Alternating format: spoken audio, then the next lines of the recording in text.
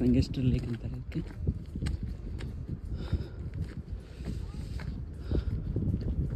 ತುಂಬ ಸುಂದರವಾಗಿರುವಂಥ ಲೊಕೇಶನ್ ಒಂದ್ಸಲ.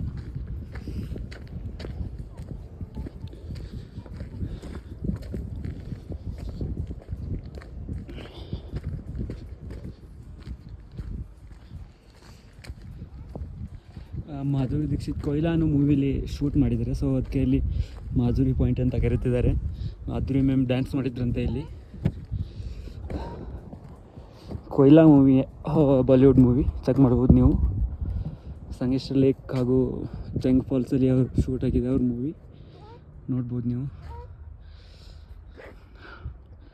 ಇಲ್ಲಿ ನೋಡ್ಬೋದು ಗೋಲ್ಡನ್ ಡಕ್ ಅಂತಾರೆ ಇದಕ್ಕೆ.